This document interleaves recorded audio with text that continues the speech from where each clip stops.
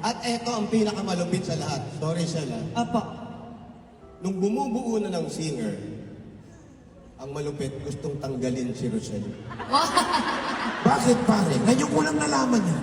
Hindi ko nakabanggitin kung sino-sino pa yan.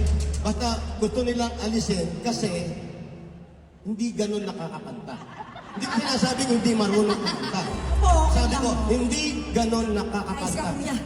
Sabi nung asawa niya, sabi niya, Arthur, marunong kumanta yung asawa.